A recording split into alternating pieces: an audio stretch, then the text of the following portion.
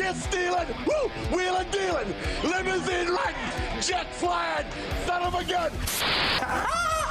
Yeah! Kurt Angle, yeah! Why, Triple H, you son of a tell me why! And Tony Khan, this is also on you! I am going to ruin wrestling. Just get over it!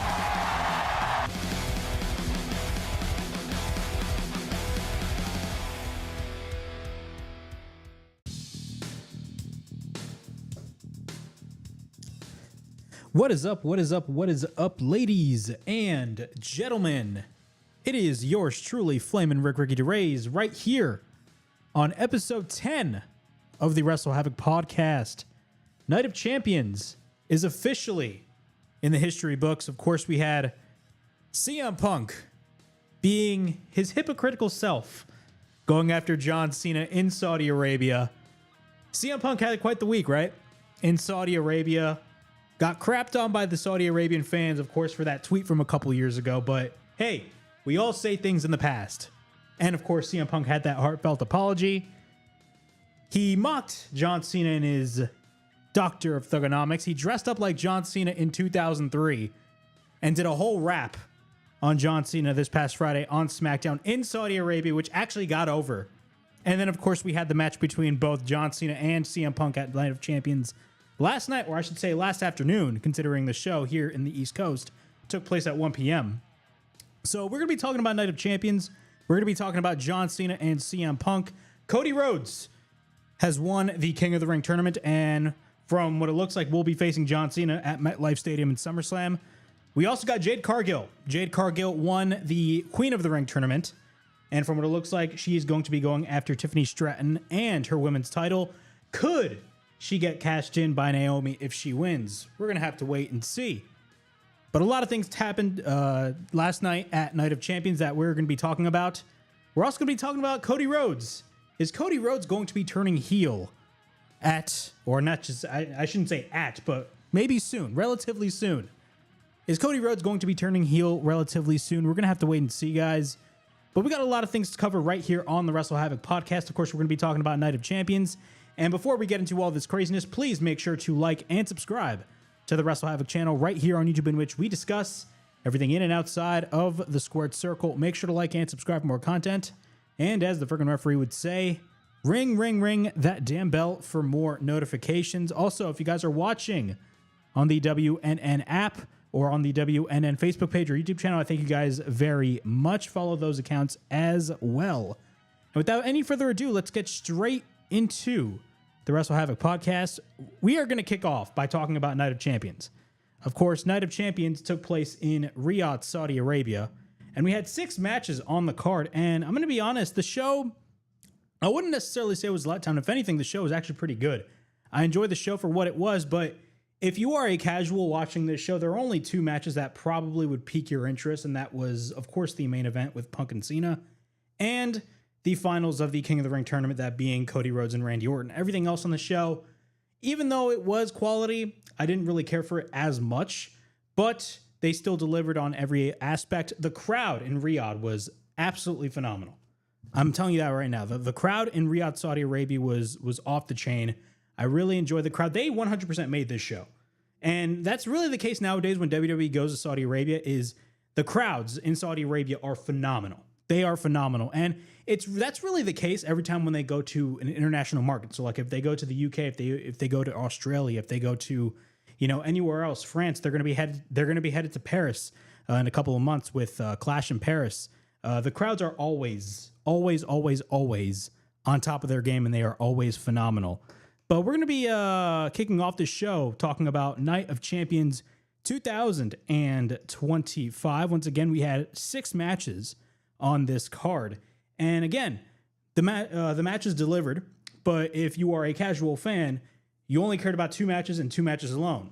Cody Rhodes and Randy Orton in the finals of the King of the Ring, and John Cena versus CM Punk. And we will be talking about in-depth John Cena versus CM Punk because that match was fantastic. I mean, I've always said this on previous shows. John Cena and CM Punk always have great chemistry with one another. They always have great chemistry whenever they're in the ring. Just watch Money in the Bank 2011 and watch that match that they had on Raw back in 2013. I mean, they've always had great chemistry in the ring, and the match that happened last night showed no difference in that. Like, seriously, it was just like any other John Cena and CM Punk match. Yes, they are older, but also the interference that was a part of that match made the match even 10 times better. Not to mention, the crowd was 100% invested. Every time these guys threw a shot, the crowd popped. But we will be talking about John Cena versus CM Punk in depth later on when we go through Night of Champions. But we're going to be kicking off Night of Champions by talking about Cody Rhodes and Randy Orton. Of course, both Cody Rhodes and Randy Orton were both members of this one faction called Legacy, if you guys don't remember, back in, what was it, 2009? Well, they of course ran it back in the finals of the King of the Ring tournament, and I think it was obvious that Cody Rhodes was going to go over. I will urge everybody to say it was obvious that Cody Rhodes was going to go over because the guy wants his belt back, and he's going to get his belt back. Definitely at SummerSlam. I see him beating John Cena eventually. But Cody Rhodes defeated Randy Orton and won the King of the Ring tournament. And whoever wins the King of the Ring tournament, of course, gets a title shot at SummerSlam. And from what it looks like, we're going to be getting Cody Rhodes and John Cena 2 at SummerSlam. Their first match ended in disappointment, not because John Cena won, but because of the fact that the match just abruptly ended. Not to mention, there was nothing really special about that match. Now looking back, of course, it ended via Travis Scott, and a lot of fans hated that Travis Scott was involved. But it is what it is. The past of the past. WWE has another chance to rectify that with Cody Rhodes and John Cena at SummerSlam. But Cody Rhodes beats Randy Orton in a pretty good opening match. Again, the crowd in Saudi Arabia, I mean, from the moment Randy Orton made his entrance, they were nothing but singing his theme song. And that's really the norm whenever WWE goes to an international market. Whenever, a veteran comes out, whether that's a CM Punk or a Randy Orton, or if you watch an AEW show, and if you guys remember Grand Slam Australia when Adam Copeland came out, the fans just sung his theme. They sang their theme songs, which I love. But that, of course, has made it to the U.S. as well. Now you hear U.S. crowds singing Randy Orton's theme song as well, which is great. But we had Cody Rhodes and Randy Orton, and the match was what a Cody Rhodes Randy Orton match was. It was a Headlock City, but it was a pretty good match. I'm not gonna lie, it was a pretty good opener to kick off the show. Not to mention the crowd was invested in it. Cody Rhodes went over. Randy Orton, of course, tried to cheat. He tried to hit him with a chair, but didn't work. The referee caught him. Then, of course, Randy Orton tried to go for the punk kick, but he missed. Then what happened? Of course, Randy Orton exposed the turnbuckle, and he ended up messing himself up. And then Cody Rhodes ended up getting the win via the Crossroads and won the match. And he officially wins King of the Ring and is going to go on and face John Cena at SummerSlam. That is the night, in my opinion, that Cody Rhodes will go over and he will beat John Cena for the title. That's just what I see happening. Eventually, John Cena is going to turn back as a babyface because we're already in the middle of his retirement run. And by the later half of his retirement run, he's eventually going to be a babyface. There's no doubt about it. But Cody Rhodes won King of the Ring as expected. Randy Orton had a weird look on his face after he lost the match. But what I see happening is that we're eventually going to run this back. They're definitely going to run back Cody Rhodes and Randy Orton, and we're going to have a full-fledged feud between the two because people need to understand, ever since Cody Rhodes won the title, everybody expected Cody Rhodes to have a feud with Randy Orton, considering their history as a part of Legacy. We're going to have to wait and see what happens. I assume Randy Orton is going to be a heel if that happens, but it's only a matter of time. My prediction is that we're going to be getting a feud between the two throughout the fall. But we're going to have to wait and see. This is definitely not the last of Cody Rhodes and Randy Orton.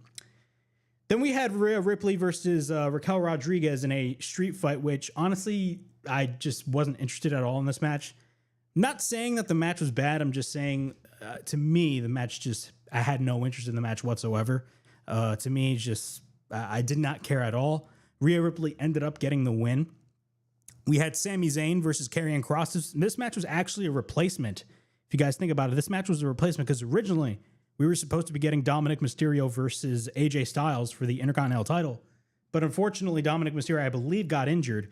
And I believe the week prior, Liv Morgan got injured as well. So they canceled the match and replaced it with Sami Zayn versus Karrion Kross, which I believe this is Karrion Kross's first main roster match, I believe, in 3 years. Correct me if I'm wrong, but Karrion Kross, man, a lot of discourse on Karrion Kross. I mean, the guy isn't really being pushed the way he should be.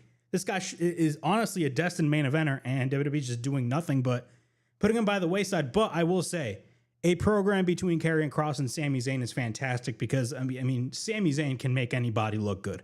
Sami Zayn can make anybody look good, and he can sell you on anything. And I feel like the Sami Zayn feud is actually doing him justice, in my opinion. But I feel like we should be getting more when it comes to Karrion Kross. Not to mention, there was a report that came out a couple of days ago that said the reason why Karrion Kross is not getting a push within the WWE is because of the fact that he doesn't like hitting bumps, which is ludicrous in my mind. Whoever wrote that report is clearly lying, because I don't know where that came from, but clearly it's just tabloid BS in my opinion. Karrion Kross even addressed this rumor that came out, and he stated this, and I quote, "I thought that all of my crazy articles that are fabricated about me every week, that was the weakest. There was another wild one that I saw last week that was even funnier. I said something like Karrion Kross is going to come to Monday Night Raw and he's going to quit and do a shoot promo live and then walk out. I thought that was a good one, but I don't respond to any of them. There's a crazy one about me every week or two. It's just kind of have to you just kind of have to laugh, which is what Karrion Kross says. So clearly he doesn't care, but I mean there's always ludicrous stories about Karrion Kross.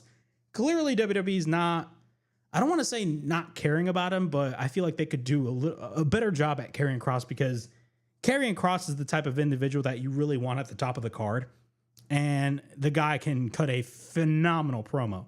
WWE's always been a promotion that focuses on more of a connection. They focus more on connecting with the audience than in-ring work. But all of a sudden, he doesn't want to take bumps. I mean, what a ludicrous rumor is that?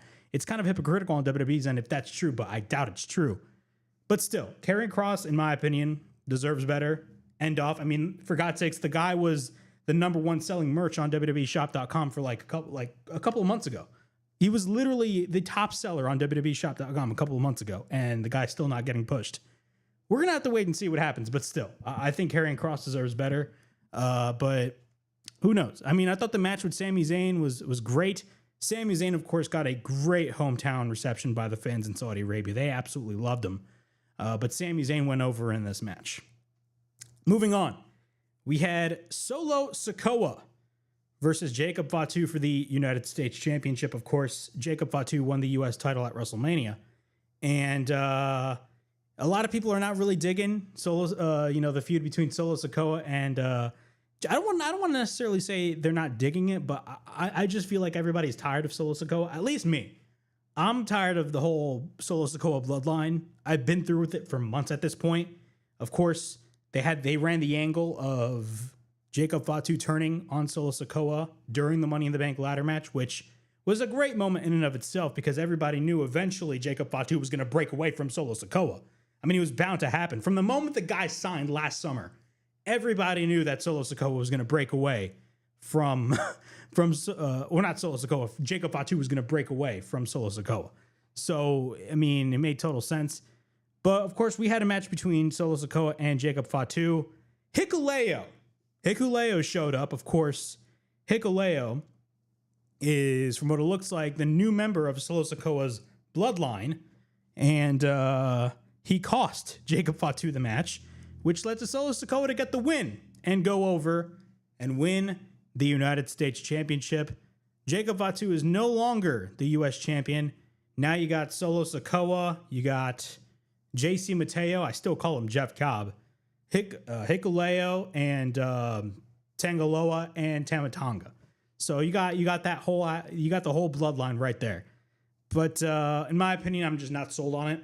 I mean, Hikuleo was literally signed for months. People need to realize this. Hikuleo was signed for months. And he just made his debut a couple of months later.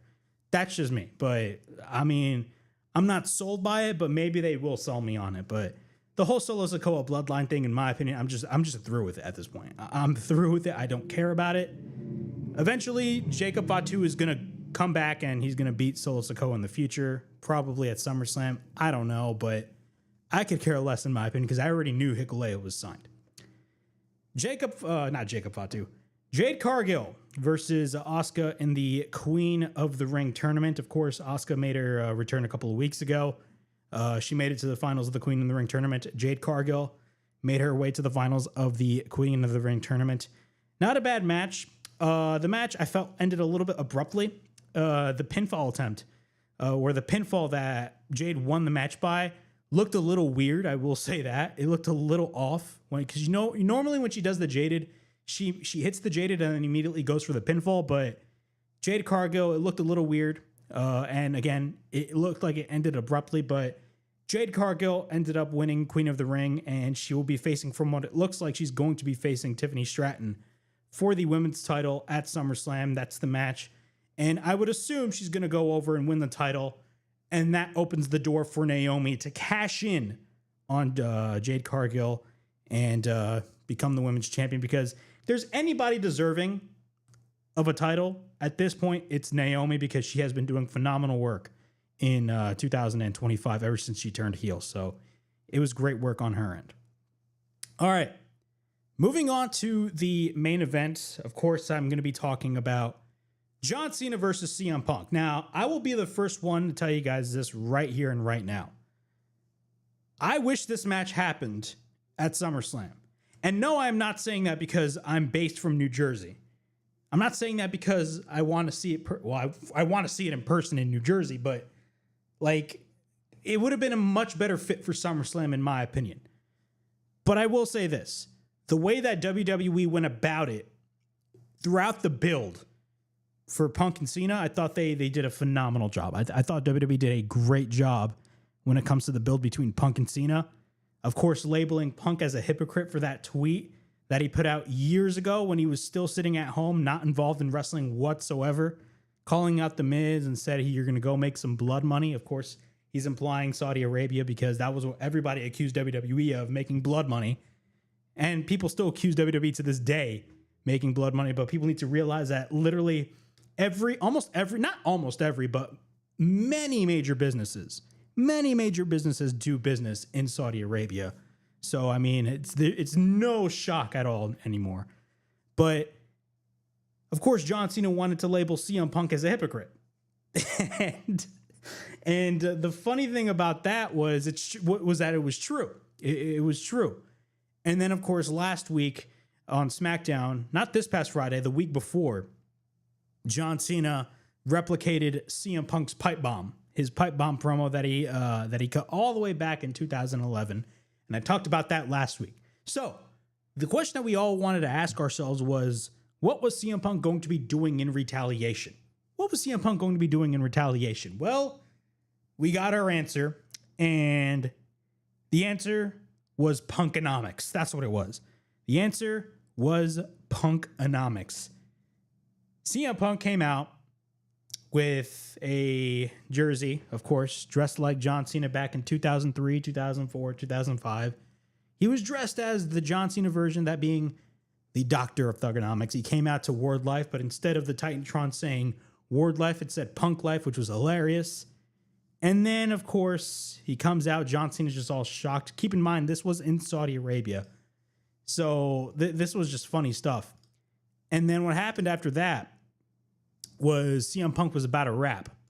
Yeah, CM Punk was about to rap.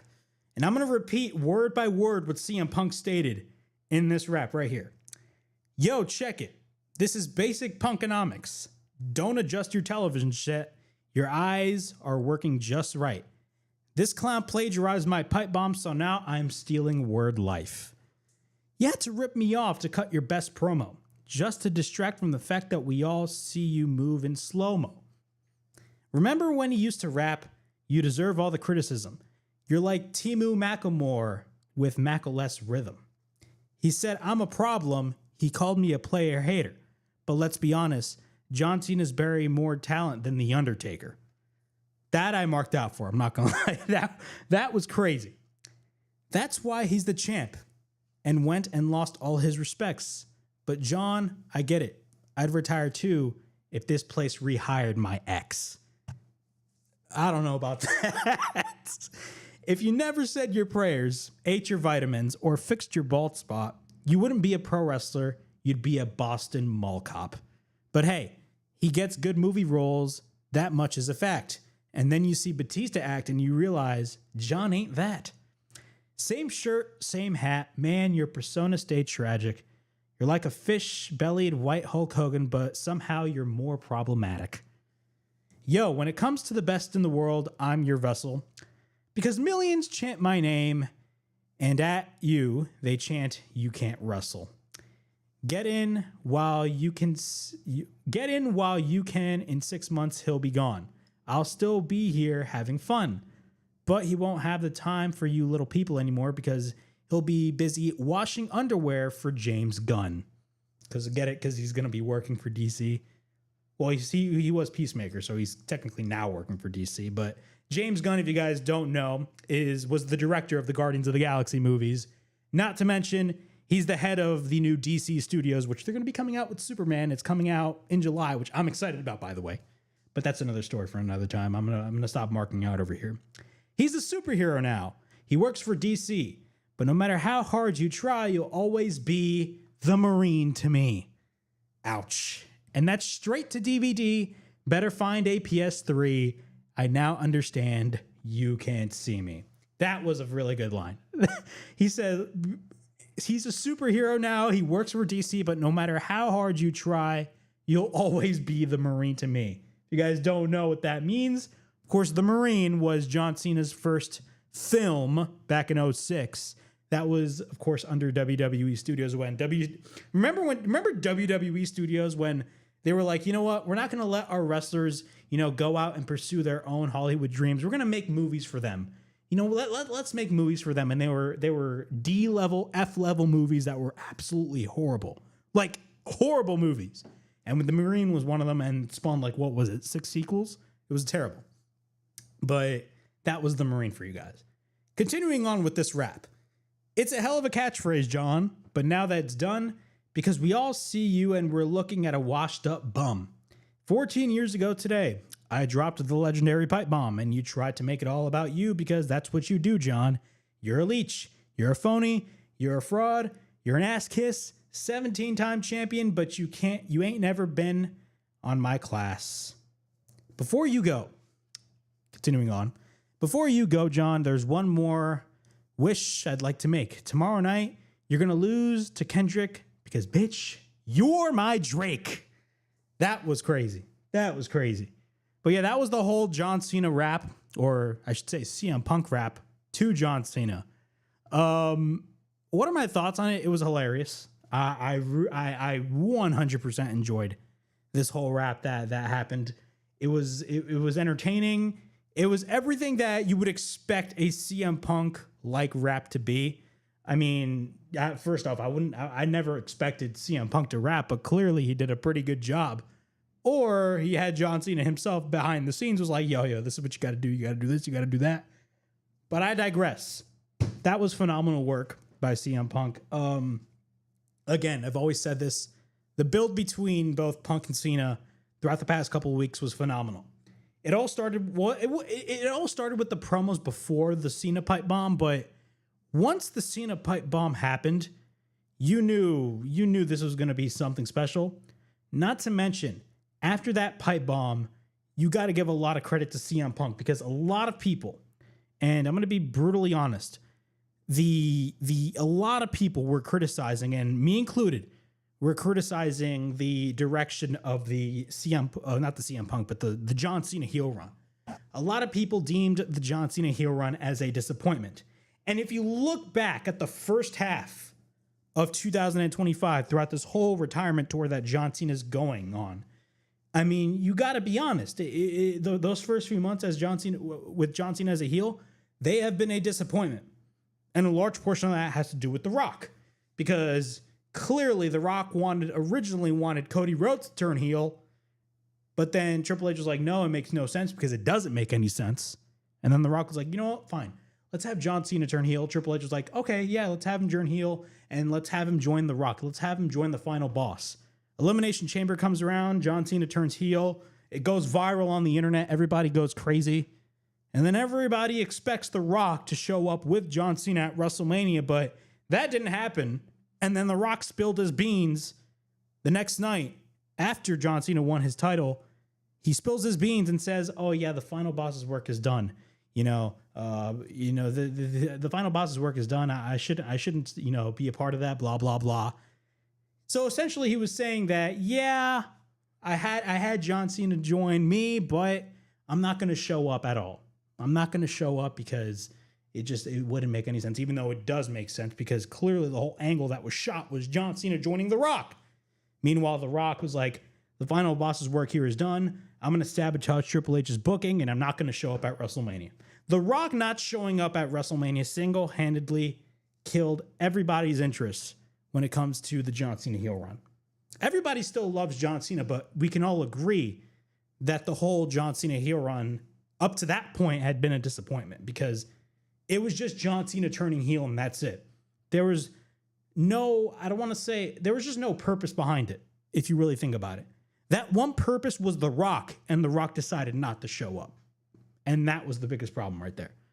But with this whole CM Punk feud, it kind of reignited some energy when it comes to that John Cena heel run, and it made people more interested in that John Cena heel run now that he's feuding with CM Punk, because we all know CM Punk is master class when it comes to, putting somebody over or making somebody look good. I mean, look at the feud that he had with MJF a couple of years ago. People need to understand that the feud that he had with MJF opened up another layer of MJF that we really hadn't seen before. And we got to know more of MJF's backstory. And a large portion of that had to do because of CM Punk and the feud that he had with MJF. So, again, CM Punk knows how things work. And that is what's phenomenal about that. But yeah, moving on. We then had CM Punk at the press conference or on the kickoff show, and he ended up apologizing to the Saudi Arabian fans, which was hilarious.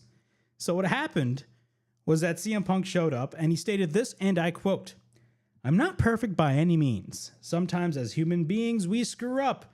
The beautiful thing is everything is a lesson learned, and now here I am, and you have invited me to your country, and I'm grateful to be here. Thank you very much." And think about this. CM Punk was getting crapped on by the fans because, of course, if you guys don't know, of course, the tweet that constantly gets resurfaced over and over again, this was when CM Punk was still not involved with wrestling. He already left wrestling. This was like 4 years into that.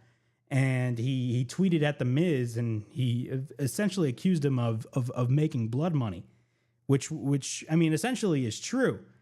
But CM Punk ended up apologizing to the crowd. But in my opinion, I don't think it was a very sincere apology. It was kind of an apology, but that was like really, troll-like. But it is what it is.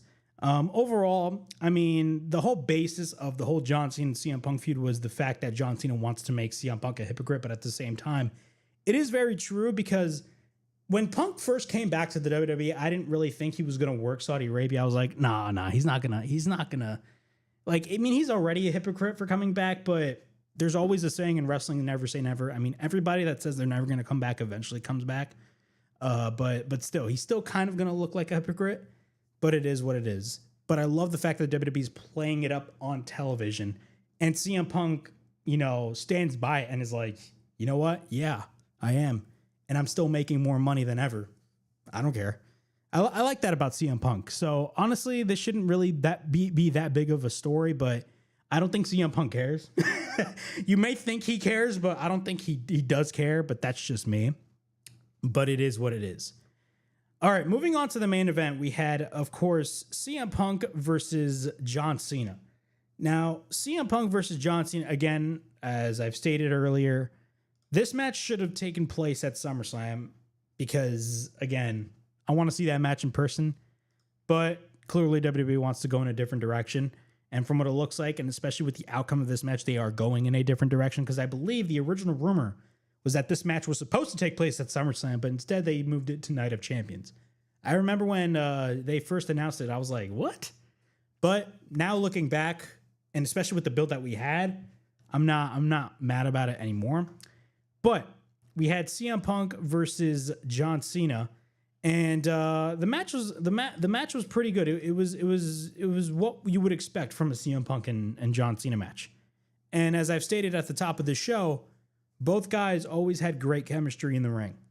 If you don't believe me, watch Money in the Bank 2011. That was like when CM Punk. I mean, CM Punk was always a popular act, even before he came into the WWE. But he was always popular. But this was where his popularity just skyrocketed. Money in the Bank 2011. And the match that he had with Cena was great at that show. But also the match that they had on Raw back in 2013. I believe it was a number one contendership for the WWE title at WrestleMania 29. That match was off the chain as well. But this match, of course, was your typical Cena versus Punk shtick. And it was literally a great match. The crowd was just up on their feet throughout the entirety of the whole match. I mean, the crowd, like, they were moving all over the place. It was insane. But we're going to have a couple of notes of the match. Of course, later in the match, after, they're going back and forth, Seth Rollins and his crew comes out near the end of the match. And from what it looks like, at this point, the ref is knocked down. So what happened was John Cena was going for the shoulder tackles, but instead he hit the shoulder tackle on the referee, and the referee gets knocked down. So Seth Rollins, Braun Breaker, I was about to say JC Mateo, Bronson Reed, and Paul Heyman come out, and from what it looks like, Seth Rollins is going to go for a cash-in. But what happens? Punk fights them off. Bronson Reed and Breaker pick him up and plant him through the announce table. Meanwhile, Seth Rollins is standing in the ring with his briefcase, but he calls out the referee. And once he calls out the referee, everybody's like, oh my God, he's going to recreate WrestleMania 31. Because if you guys don't know, back at WrestleMania 31, he cashed in on Brock Lesnar and Roman Reigns, leading the match to become a three-way. And he pinned, not Brock Lesnar, he pinned Roman Reigns and eventually became the WWE champion. I digress. Moving on. The referee, Charles Robinson, comes out, but then John Cena takes out the referee, which was so funny. I mean, Charles Robinson recreated that meme where he just ran from the stage all the way to the ring back at WrestleMania 24. Cena then argues with Seth Rollins, and Seth Rollins tried to hit John Cena, but then Cena ducked and hit the AA. That was very babyface-like when it came to John Cena, because, of course, right now John Cena is a heel, and he AA'd another heel. So that looked like it was a very babyface move on Cena's end, ultimately teasing a potential babyface move in the future, which we all know is going to happen. So then John Cena argues with Seth Rollins. He tries to hit Cena. Cena ducks, hits the AA. Then Braun Breaker and Bronson Reed come in, and they attack John Cena. So then Pentagon comes out. He comes out for the save. He tries to take out Braun Breaker, but then Braun drops him on the ramp. Then after that, Sami Zayn comes out. So it's very, interference after interference after interference. It's overbooked to hell. After that, Sami brawls with Braun Breaker. They're like below the stage, and then Penta hits a crossbody off the stage on both men. Meanwhile, in the ring, Bronson Reed is on the top rope setting up the tsunami. Punk pushes him down, and then Cena ends up hitting the FU on Bronson Reed, and then the match is back one-on-one with CM Punk and Cena. After that, the crowd is just going absolutely ballistic. And then Punk and Cena face off. They sing the Ole, Ole, Ole. Punk offers a handshake, and then Cena accepts the handshake, and then he hugs CM Punk. So he hugs CM Punk, and then the camera panned directly to the face of John Cena, which you knew what the hell was about to go down. And then he tried to low blow CM Punk, but then Punk realizes it, and then he picks up Cena for the GTS. Rollins comes back, and then he hits Punk with the briefcase. Then he goes for the curve stomp. Rollins then gets sent to the outside, and what happens is, eventually John Cena immediately goes for the cover and gets the win and retains his title. So essentially, Seth Rollins cost CM Punk the World Championship. From what it looks like, we're going to be getting CM Punk versus John Cena at SummerSlam again. Whether or not it's going to be a one-on-one match or not, we're going to have to wait and see. But another thing to keep in mind is Roman Reigns, because, of course, Roman Reigns was a part of that whole feud back at WrestleMania. And, of course, Paul Heyman did turn on not only CM Punk, but he also turned on Roman Reigns. Now, we have an update regarding Roman Reigns, and everybody's actually expecting when Roman Reigns is going to return. And he's probably going to be returning very, very, very soon. So, according to WrestleVotes, they stated this, and I quote, "It seems that time of year again. Roman Reigns' return is on the horizon. Sources indicate his name has popped up internally in recent weeks, typically signaling the wheels are in motion for a return heading to the biggest party of the summer, implying that he's going to be returning for SummerSlam, either at SummerSlam or probably in the build to SummerSlam. We're going to have to wait and see what happens, but from what it looks like, we're definitely going to be getting a Roman Reigns return, and I would assume it's probably going to involve CM Punk and Seth Rollins. Maybe we could get a return at SummerSlam where they're probably going to book the one-on-one match between Rollins and Punk, and then they're going to have the return of Roman Reigns, because they did something very similar last year with Cody Rhodes and Solo Sikoa. They had Roman Reigns return. We're going to have to wait and see what happens, but keep Roman Reigns in mind because he's probably going to get involved in this, and we're definitely going to be getting a rematch between both CM Punk and Seth Rollins at SummerSlam. That 100%, I think at this point we all know, because essentially Seth Rollins did cost Punk the title. So I mean, it just makes sense. Now, in terms of John Cena, what is he going to be doing next? And from what it looks like, of course, we got SummerSlam, but we also got Saturday Night's main event. And is Cena going to be involved in Saturday Night's main event? I don't think so. I believe his next appearance is going to be around mid-July. So that's going to be past July 12th, I believe. So we're probably going to have to wait like 3 weeks. And by that point, Saturday Night's main event is already passed by. So we're probably not going to be getting John Cena at Saturday Night's main event. So we're probably going to be getting no John Cena for like the next 3 weeks. And then, we're going to be getting, the build between Cena and Cody. But they're probably, for those 3 weeks, is going to have Cody at least like cut promos on Raw and SmackDown, considering WWE just does not care about the brand split, but I digress. So we're going to be getting CM Punk and Cody Rhodes at SummerSlam, and essentially we're probably going to be getting CM Punk and Seth Rollins at SummerSlam. So those are two WrestleMania, I don't want to say two WrestleMania rematches. One of them is a WrestleMania rematch. The other one is a semi-rematch because, of course, Roman Reigns was involved in that equation at WrestleMania, but whatever. And I do think that essentially Roman Reigns is going to come back. When, I have no idea, but I would assume it's going to be soon. So yeah, that was Night of Champions. That was my brief recap of Night of Champions. Overall, I thought the show was not bad at all. I thoroughly enjoyed the show for what it was. Again, if you are a casual fan that was watching the show, the only two matches that only piqued your interest were the men's finals of the King of the Ring and John Cena and CM Punk. Those were essentially CM Punk and John Cena was the only match that sold people on this show.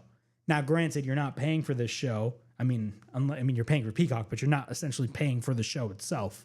So, like, if this was on traditional pay-per-view, people would buy the show just for John Cena and CM Punk. That's it. But overall, the show was pretty good. I thought the crowd was absolutely phenomenal.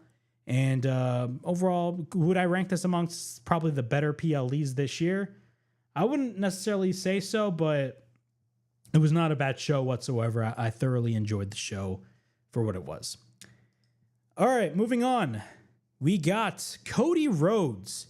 Cody Rhodes potentially teasing a heel turn. Now, this was at Fanatics Fest, and Fanatics Fest, WWE had a huge presence at Fanatics Fest, and Cody Rhodes in a video to Kay Adams, he teased a potential heel turn, and he stated this, and I quote, "I'm a Cowboys fan because my sister cheered for the Cowboys. I'm an Eagles fan because I won in their stadium at WrestleMania, and they hosted me and treated me like family. I am a Falcons fan. Of course, I am a Falcons fan because I grew up in Georgia, and that's a hard fandom to be a part of," Rhodes said. "So I really don't have an allegiance. I am open for business. That helps with being the good guy aspect of it. I don't ever get tired of it because you get to have all of this and these moments. I do think we're probably at the tail end of it, though, because there's only so much someone can like you. I would love to do it until the end of my career, but there's only so much. It's like, all right, we have to do his woe. We cheer for him. At a certain point, they want to see somebody else. I get that. And that's where you have to change as a character. Rhodes went on to state that if when he turns heel, he's all in and not the quote unquote cool kind of bad guy that fans still cheer for. Yet despite initially saying that he believed that he was at the tail end of his good guy run, he also added that he doesn't foresee a heel turn happening for at least another 1 to 3 years, noting, "I'm not changing until I am changed." Okay. So I don't think, this was coming straight out of the mouth of Cody Rhodes. But in my opinion, I genuinely believe this, and I feel like a lot of people believe this as well. It makes absolutely no sense for Cody Rhodes to turn heel at this stage of the game. There's been some talks recently about Cody Rhodes possibly turning heel. There has been a lot of talk of Cody Rhodes turning heel. Now, for all you people that have just watched Cody Rhodes in the WWE, like in this current run, I'm telling you guys right now, Cody Rhodes, like the American Nightmare character of Cody Rhodes, was a heel even before AEW started. So like he was a heel when he was a part of the Bullet Club. Like, dude, and he was a really good heel, but a heel that was like a horrible person. Like he was a really, really, really good heel. So Cody Rhodes can be the perfect heel. I'm not disputing the goodness of him being a heel. I think him being a heel would be great business. My argument is that right now should not be the time for us to discuss a Cody Rhodes heel turn. Why do I say that? Because we're at a point still where the fans they love Cody Rhodes. The fan base loves Cody Rhodes. Oh, but there's been a slight, people have been booing him slightly. Yes, slightly. But overall, people still love him. People, like, have you seen his entry? Like, people still love the guy. Eventually, they're going to grow tired of him. I believe that. Eventually, they're going to grow tired of him. But right now is not that time. I would assume fans are probably going to get tired of Cody. Probably maybe in the next year and a half. I give it a year and a half. I know for a fact WWE is planning a Cody Rhodes heel turn. We all know for a fact that that's bound to happen. But at this point, right now, I think it's bad business on WWE's end because the guy has been selling so much merch. It's insane. Like, the guy has been the number one merch seller on WWE for years at this point. Ever since he came back to the company back in 2022, the guy has been a draw. He's been a draw. The guy has been he's been a draw and he's been an attraction. So why do you want to mess that up at this point? Why do you want to mess it up at this point? I'm not saying that a heel turn would not be good business. It would be. I'm just saying, why would you jeopardize what you have now? That's the problem. The problem is not turning Cody Rhodes heel. The problem is turning Cody Rhodes heel now at this stage of the game. We're still at the peak of his babyface run. And it's not going to end anytime soon, in my opinion. I may be totally wrong. I know some people were proposing a double turn happening at SummerSlam between John Cena and Cody Rhodes. I don't know if I'm for that. I don't know if I'm for that because, again, Cody Rhodes is still a money guy. He's a money guy, and I think WWE should keep it that way for a while. I think it's a bad move on WWE's end to turn Cody heel at this stage of the game because, again, he's been selling merchandise. The guy has a great connection with the audience, and the fans still love the guy. Why do you want to jeopardize that? It'd be very similar to turning Steve Austin at WrestleMania 17. Hindsight is 2020. Turning Austin heel at WrestleMania 17 was a massive mistake on WWE's, and now you may say that Austin, it was Austin's idea and he proposed the idea of him turning heel. I understand that because Austin himself in interviews, he stated, hey, I felt like, my characters was starting to grow a little bit stale. Meanwhile, like the fans were still loving what Austin was doing. They were loving what Austin was doing. And WWE still went with them turning Austin heel back at WrestleMania 17. A WrestleMania, I might add, that is considered probably the greatest WrestleMania of all time. The greatest WrestleMania of all time ended with a massive mistake on the WWF's end, and that was turning Austin heel. And what did that lead to? Austin's heel run Hindsight is 2020. Austin's heel run as a heel was a disaster. Yeah, you had the two-man power trip with Triple H and all that, but then Triple H got injured, and then he joined the Alliance, which made no sense whatsoever. Some people may make the argument, oh, but the Alliance needed stars. Yeah, they needed stars, but Austin, Austin was a WWF guy. He was the antithesis. He was, well, not the antithesis of ECW, but he was against WCW. Like, of course, he got fired via telephone. He came back, and then, of course, he came up with the Stone Cold Steve Austin character. That's just a brief summary. Of course, he was stunning Steve Austin, and then he was also the ringmaster. But you get my drift. But he was the antithesis of everything that was against WCW. He was like literally the WWF's poster child, and he joins up with the Alliance. Not to mention the WCW and ECW Alliance made no sense because ECW hated WCW. So why are they joining together? It made no sense. It was a crap show. But still, he joins up with the Alliance. It was a failure, and then they turned him back babyface at the end of 2001. I don't want to necessarily say that's going to be a very similar instance if they turn Cody Rhodes heel now, but still, I just think turning him heel at this stage of the game just doesn't make any sense at all. It's a dumb idea on every metric. On every metric, it just doesn't make any sense. If we were living in an age where the fans were starting to revolt against Cody, then I would understand it. And I'd be totally for Cody turning heel. I'd be like, yeah, turn this guy heel, because Wrestling 101 always dictates this. Whenever you're pushing somebody as a babyface and the guy that you are trying to push as a babyface is not gravitating towards the audience and the audience is rejecting the babyface that you are trying to push or essentially shove down all of the people's throats, the number one thing that you should be doing is turning them heel. You turn them heel, they do a lot better in terms of quality, and then over time the fans are starting to love the guy, then you turn him back as a babyface. We saw that with Roman Reigns. Of course, for years, Roman Reigns was being pushed down as a babyface, but essentially the fans hated it. They revolted against Roman Reigns because you could tell it was a manufactured Vince McMahon project, and the fans hated that. They had Daniel Bryan at the palm of their fingertips, and they still went with Roman Reigns. So what do? They went with turning Roman Reigns heel back during the pandemic in 2020. And it literally reignited Roman Reigns as a character. The tribal chief character of Roman Reigns, that made him that literally made Roman Reigns into an even bigger star at that point.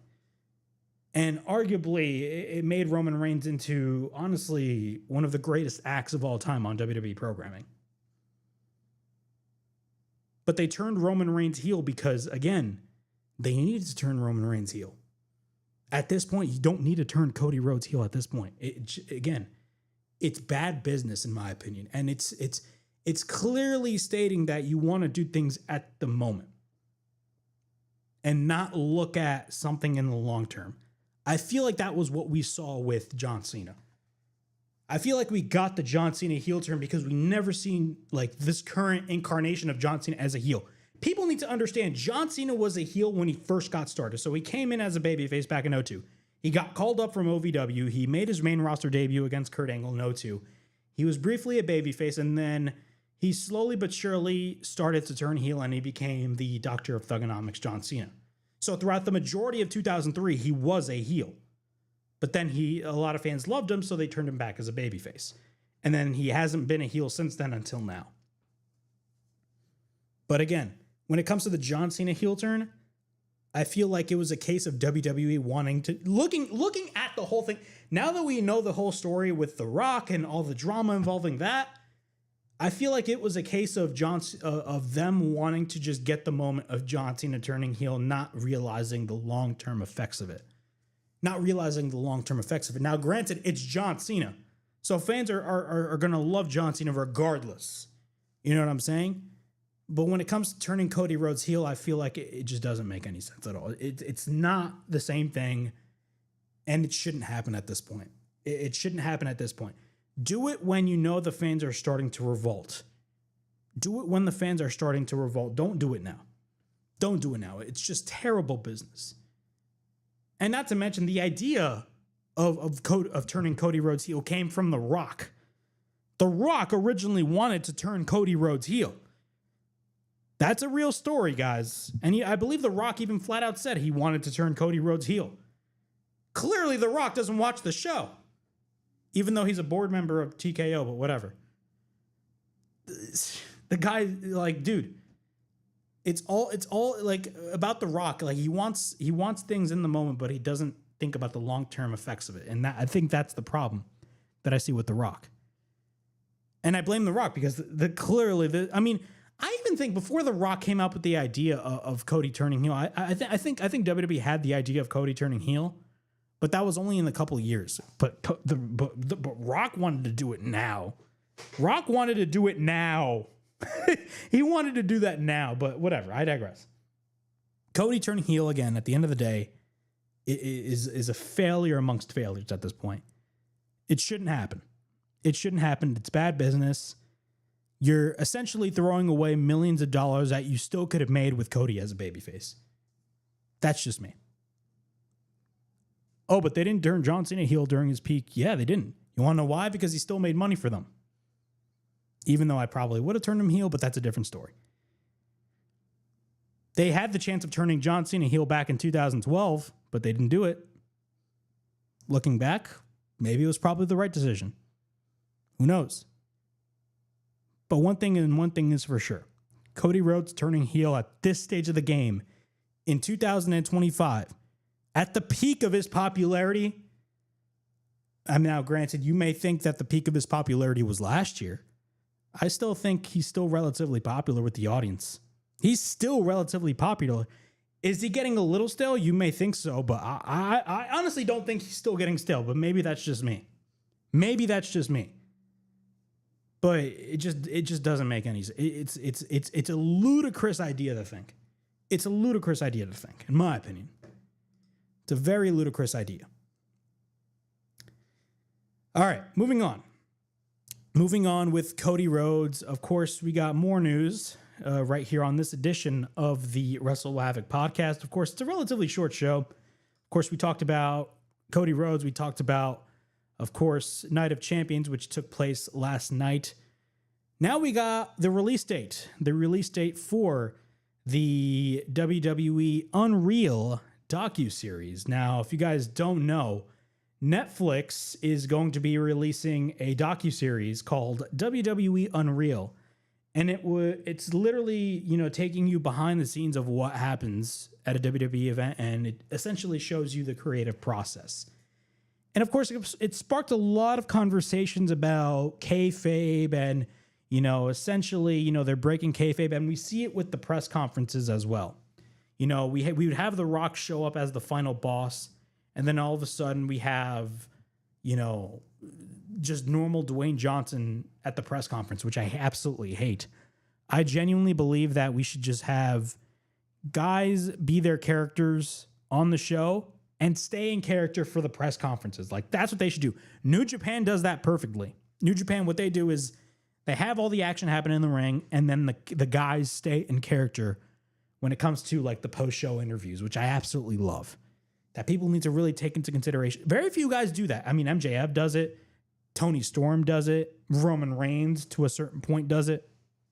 But, like, you have some people that, are a heel during the show, and then when they come to the press conference, they immediately break kayfabe. Now, granted, I will say this. Kayfabe is dead. Kayfabe is dead. We all know the cat's out of the bag. Wrestling is not real. Wrestling is not real, but what we have seen with this new ownership is that TKO is essentially treating WWE as just, how do I say it? Like they're advocating, like, and they're essentially like telling the audience while they're watching wrestling that wrestling is a work. This is my problem with that. Everybody watching wrestling knows it's a work. People need to understand this. You have people come up to fans like me saying, "Why do you still watch wrestling?" And I in response ask to these people, "Well, why do you watch Game of Thrones? Why do you watch The Sopranos? Why do you watch Suits? Why do you watch Shameless?" For those very reasons as to why you like those shows is the reason why I like wrestling. That is why. If you are asked, why do you still watch wrestling? Not in retaliation, but in response, ask them, why do you watch The Sopranos? Why do you watch Shameless? Why do you watch Suits? Why do you watch Game of Thrones? Remember on the first Raw on Netflix? Remember on the first Raw on Netflix, you had The Rock show up. The Rock comes out and he essentially thanks, he thanks TKO, he thanks all these investors, all that. He thanks the people at Netflix. And then he thanks Cody Rhodes, which, by the way, Cody Rhodes was the guy that was feuding with The Rock throughout the majority of the beginning of 2024 in the build-up to WrestleMania 40. He shows up at Bad Blood, teasing a potential match with Cody Rhodes, which ultimately led to nothing. And then all of a sudden he thanks Cody Rhodes. Not to mention WWE has the audacity to show Cody Rhodes and The Rock sharing tequila together. What's the problem with that? Well, the problem is essentially you outdone everything that you have done the previous year. That's what you did. And you're telling your audience, yeah, everything that you saw is just deemed useless. That's the problem with WWE acknowledging that this is a work on their television program. Because they do it, and it drives me absolutely nuts. We watch wrestling because we want to escape reality. We watch wrestling because we just want to be entertained and love watching interesting storytelling play out. That's why we love wrestling. But at the same time, my argument could be very hypocritical considering I have a wrestling podcast that talks about the behind the scenes aspects of wrestling, and people like that too. So there's pros and cons when it comes to the WWE Unreal docuseries that's coming out on Netflix. I'm actually very interested in it. I'm very interested in it. Now, we finally got a release date when it comes to the documentary. And the documentary will make its debut on Tuesday, July 29th. And season 1 will consist of 5 episodes, with each of them being 50 minutes long. 50 minutes long. I'm reading this from f4wonline.com. WWE stated this, and I quote, "For the first time ever, step into the WWE writer's room and outside the ring with your favorite WWE superstars, where the drama is just as intense offstage as it is under the spotlight." Netflix's description for the show says, "The show is produced by WWE, Skydance Sports, NFL Films, and Peyton Manning's Omaha Productions. The NFL legend Manning is listed as one of the executive producers for quote-unquote WWE Unreal, along with Jamie Horowitz, Ross Kedover, Keith Cosrow, Ken Rogers, Jessica Body, Lee Fitting, Ben Hauser, and Mark Pomarico.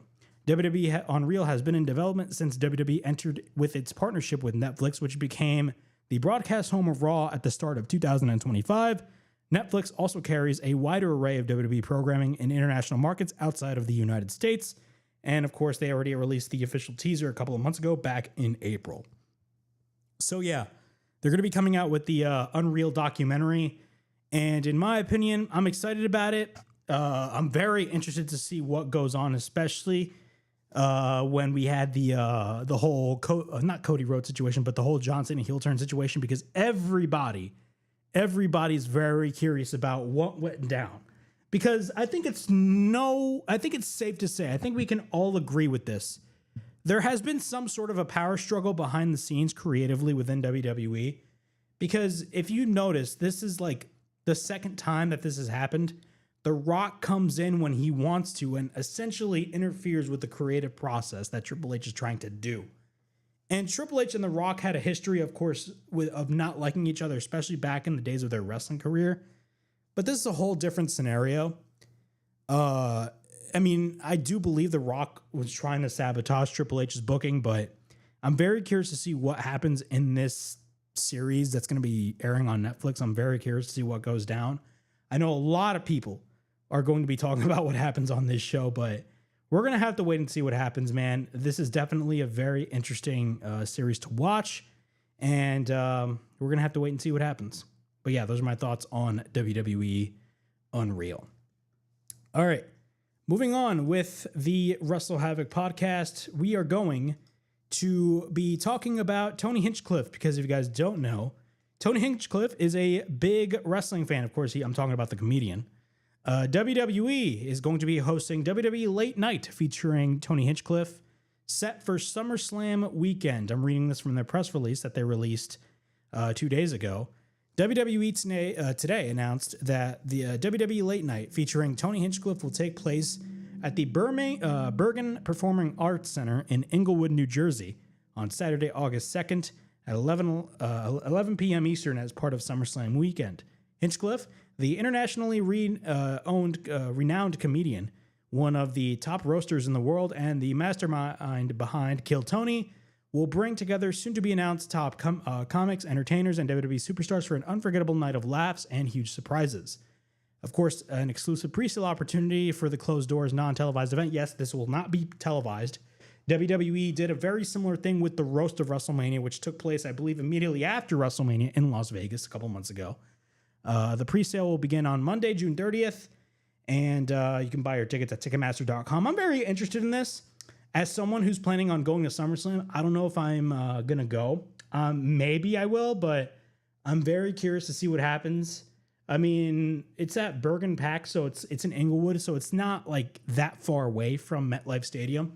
But we're going to have to wait and see. I'm very curious. I mean, we did see leaks on social media when it came to the Roast of WrestleMania, and it was a very similar event to this.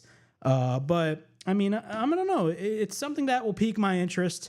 I'm probably going to go because, I mean, I'm planning on going to WrestleCon. I'm planning on going to SummerSlam. So, like, I don't know. I mean, it's taking place at 10:30 p.m. and then I got to drive for like an hour. So, like, I don't know if I'm probably going to go, but I don't know. It's very interesting, man. I mean, you're going to have a lot of comedians over there. You're going to have some wrestlers over there. I believe Paul Heyman was at the Roast of WrestleMania, so maybe Paul Heyman could be a part of this. I don't know, but it's going to be non-televised.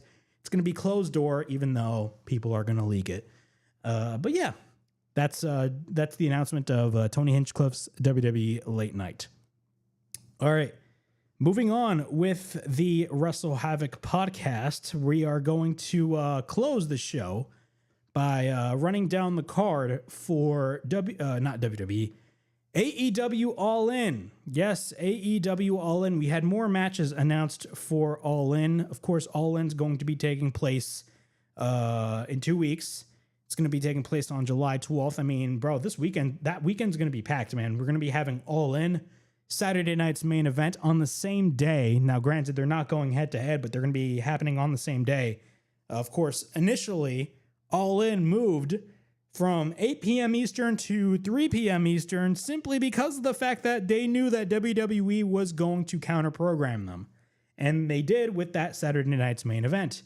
Not to mention, they counter-programmed 3 shows against AEW. Of course, they have the NXT Great American Bash show that is going to be taking place head-to-head with All In, which, let's be honest with ourselves, if you watch both products, are you honestly going to be watching NXT Great American Bash when you're watching All In? I doubt it. And not to mention the card for All In Texas is stacked at this point. Not to mention, after that, we have Saturday night's main event, which will be taking place 8 p.m. Eastern time, and it's going to be taking place in Atlanta. So we got that, and then WWE has the Evolution All Women's pay-per-view the next night. So they got 3 shows countering AEW All In weekend, which is absolutely crazy to think. But running down the card for AEW All In, of course, we had 3 matches announced. We had the AEW, we actually had 4 matches announced for this card. The AEW Tag Team titles are on the line as the Hurt Syndicate will take on Mike Bailey and Kevin Knight, which honestly, I think the Hurt Syndicate are going to retain those titles. I mean, there's no way. As much as I like Mike Bailey, they're not going to win the tag team titles. We got the Men's Casino Gauntlet match, and the first member to be announced as a part of that Casino Gauntlet match is Mark Briscoe, and more to be announced. Now, that match is very interesting considering there's 2 possibilities that we could see when it comes to the Casino Gauntlet match. Either we're probably going to have MJF because, of course, MJF has been teasing on AEW television that he's going to go after the AEW World Championship, and whoever wins, whether that's Hangman Page, that Millennial Cowboy, or Dictator John, as MJF would like to call him, he's going to go after the AEW World Championship. Of course, he's in this big storyline with the Hurt Syndicate, which I think we all know MJF is playing them for a fool, but they're doing the slow build when it comes to that, and I think it's a smart move on AEW's end. But AEW, maybe this could be a chance for MJF to go and win the Casino Gauntlet, or this could open the door for Darby Allin, because of course we all know Darby Allin has finished up with Mount Everest. He took time off to go climb Mount Everest, and thankfully Darby Allin survived. And of course, it sparked a lot of conversation as to who is possibly going to dethrone Jon Moxley. A lot of people do not want it to be Darby Allin, even though it would make sense for Darby Allin to be the guy to do it. I think at this point, I think they should put the belt on Hangman Page and just get this whole Death Rider thing over with. But the Casino Gauntlet match could definitely open the door for guys like MJF or Darby Allin to be a part of it, of this match, and essentially win, a title shot. We have the Women's Casino Gauntlet match. We have one woman announced, and it is Kris Statlander. We also got Swerve Strickland and Will Ospreay. Now, it's been set up. It's not officially announced, but it's already set up. Swerve Strickland and Will Ospreay. Those guys will team up together, and they will be facing up against the Young Bucks.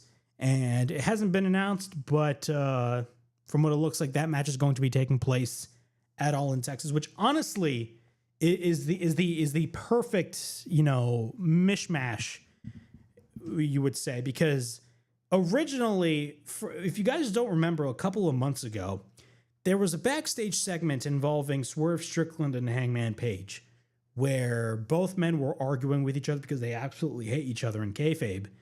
And Swerve was like, "You burned my house down." And then Hangman replied, "You deserved it." And then Swerve Strickland replied, "I know."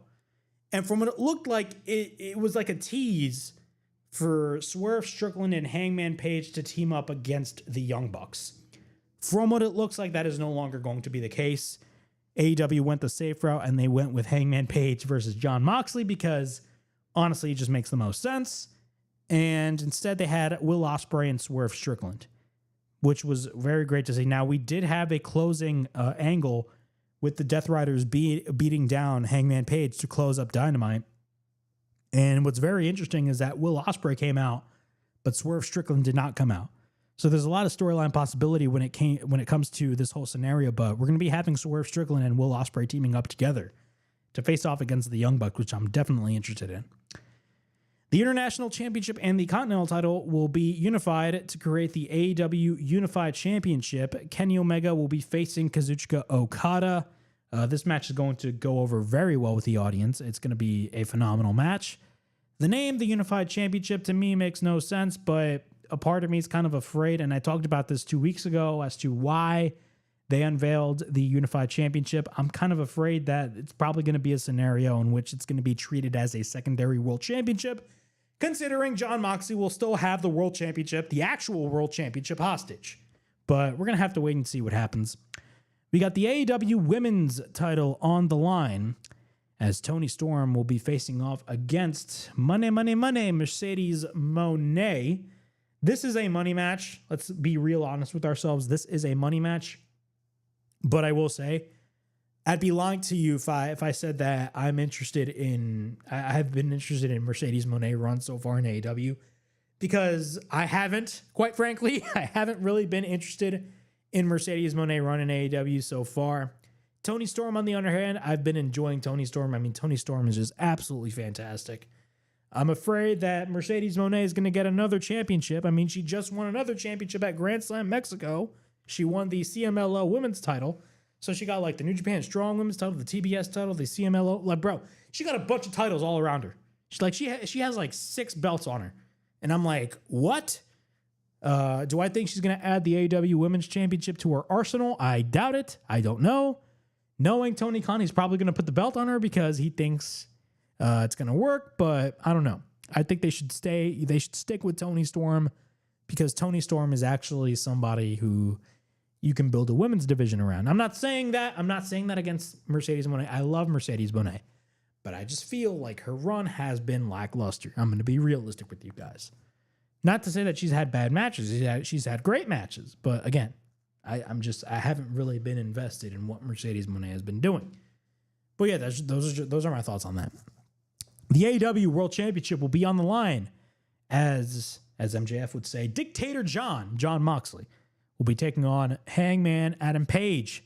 Of course, Hangman Page won the Owen Hart Cup tournament, and he beat Will Ospreay back at Double or Nothing, and now he's granted this title shot. And now we got the main event set for AEW's biggest show of the year. Who's going to be winning? Who's going to be winning? Hangman Page should be the guy to win. Hangman Page should be the guy to win end off. No doubt about it. He should be the guy to win. Why do I say that? I say that because of the fact that the Death Rider storyline hasn't, and I mean hasn't been successful at all. It has been a failure. And if you really want to do away with that, it's best to put the belt on Hangman Page, because clearly he is the guy to do that. Yes, I would love Darby Allin to be the guy to dethrone Jon Moxley. I'm actually one of those people that actually think it'd be a great idea. But if you're looking at it at the scope of the fan reaction, I think fans would revolt on that, because again, they just want the Death Rider storyline to end. They just want the storyline to end. They want the storyline to end, and Hangman Page is the best bet. Now, I will say this. If Hangman Page gets the win, you can still do the whole Death Rider shtick. Don't kill off the Death Riders in a sense, like just kill off their motive to take over AEW, because clearly they haven't. Every time when somebody says we're going to take over AEW, I always ask this question. What do you mean by that? What do you mean by that? You know? But you know, keep the Death Riders around, but reshape the Death Riders. Repackage the Death Riders. Still call them the Death Riders, but have a different direction when it comes to the Death Riders. A direction that fans will actually gravitate towards. That's my opinion. But again, when it comes to Kenny Omega and Kazuchika Okada, they're fighting for a unified championship. And from what it looks like, reading the reports, it's going to be treated as a secondary world championship. So if that's going to be the case, is Hangman Page going to beat Jon Moxley? Who's going to win the Casino Gauntlet? Because think about this, you need to understand this. Because the Casino Gauntlet is going to happen before the main event. If Darby Allin comes out and wins the Casino Gauntlet, by that point, you already know who's going to be winning the main event, and it's going to be Jon Moxley. My concern with that is the fan outrage, because I know for a fact everybody's as soon as Darby Allin is going to come out and he wins the Casino Gauntlet, everybody is going to be like, oh damn, Moxley's going over. Here we go again. It is Dynasty all over again. You had Hangman Page at the palm of your hands, but nah. You had to wait for Darby Allin. Even though I like Darby Allin. But still, fans are going to think that way. Fans are going to think that way. And I don't blame them for thinking that way. But if MJF wins, maybe we have a different direction on our hands. Because they're not going to do MJF versus Jon Moxley. It makes no sense. Why would you have two heels going at each other? If MJF wins, it actually has a higher probability of Hangman Page actually going over at All In and beating Jon Moxley. We're going to have to wait and see. Or they could do the safe thing and have Darby Allin help Hangman Page get the win at All In. I don't know. We're going to have to wait and see. But one thing I will say about this match, and this is actually a good thing that I'm going to be saying about this match, is that Jon Moxley and Hangman Page is actually unpredictable. I will say that. It is an unpredictable match that you don't know who's going to win. And it sparks a lot of people's interest, which I'm very curious about, which I'm very happy about. And honestly, I'm excited. I'm excited. I think the Death Riders are going to end at All In. So yeah.